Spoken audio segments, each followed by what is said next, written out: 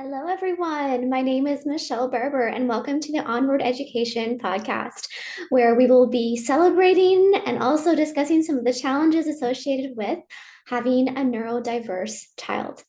So, I am an IRT, or some of you may recognize the term special education teacher, but I am taking a sabbatical this year because I decided that I wanted to make a difference in a different way than the public education system would allow me to do.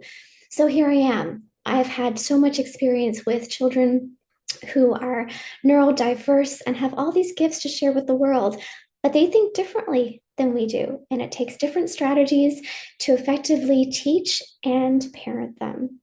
So that is what this podcast is about. It's about celebrating our children and learning how to help them feel better heard, better understood, and helping you, the parent, feel more confident in your ability to intervene with your child every day. So let's get started. Hey everyone, it's Michelle Barber with the Onward Education Podcast. Thank you so much for taking time out of your busy day to join me. I really appreciate it. And I know that you are a busy parent or teacher or caregiver, and taking this time, it really means a lot to me. So today we're going to talk about, is my child being manipulative? Oh boy. So I went to this fabulous summit through strategic parenting last week, and if you get the chance to check them out, they have a lot of really great seminars. But one of the things that was being discussed is this question of being able to determine if our children are being manipulative or not.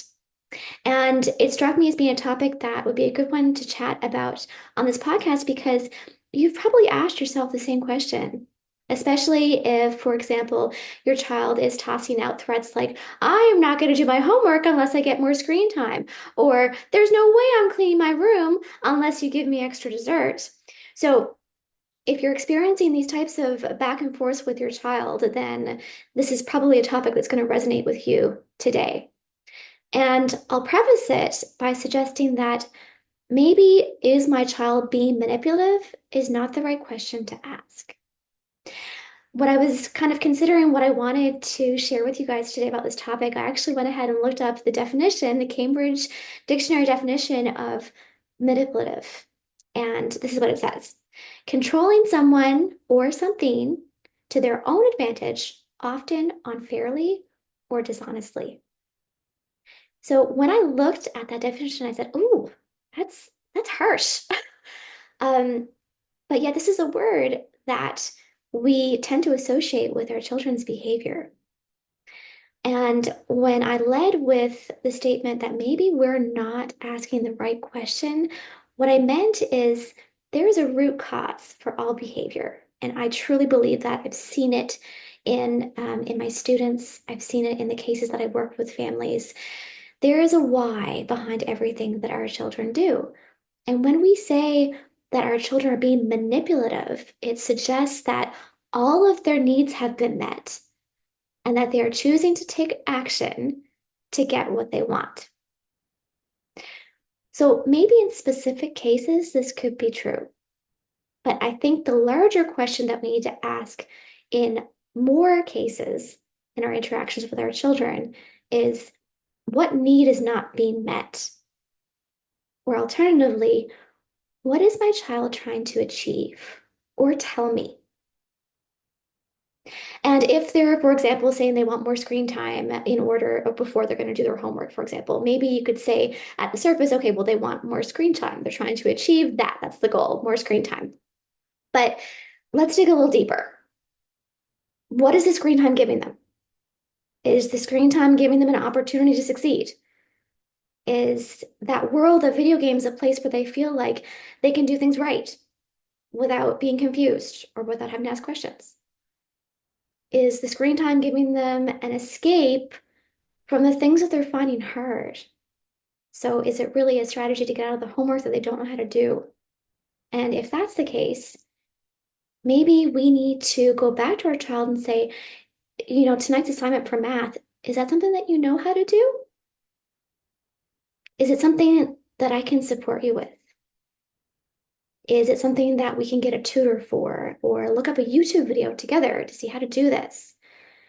So when you're approaching it from a what does my child need perspective, removing that judgment of saying they're trying to get something from me or they're just trying to plan my emotions, when most of the time that's not what our kids are trying to do. They're trying to tell us something about what they need.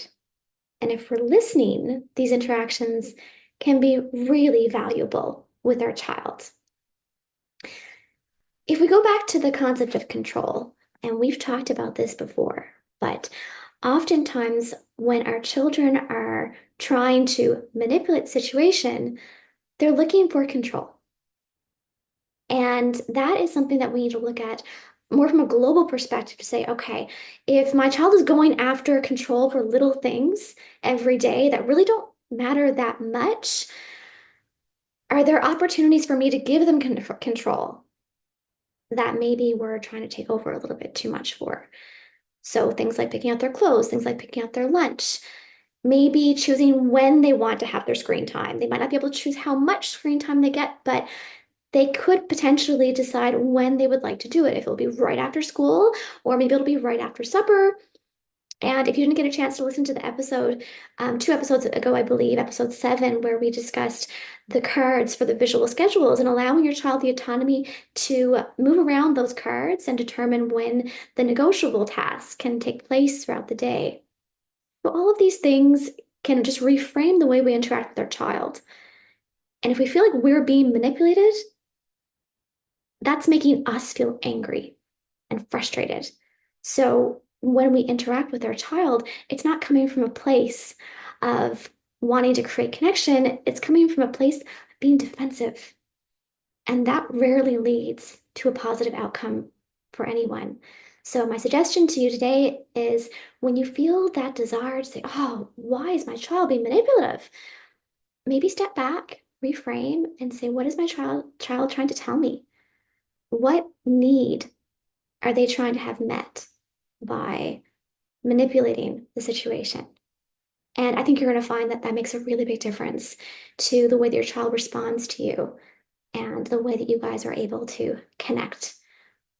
I hope you found this helpful today, and I hope you have a fabulous day. I am cheering for you as always.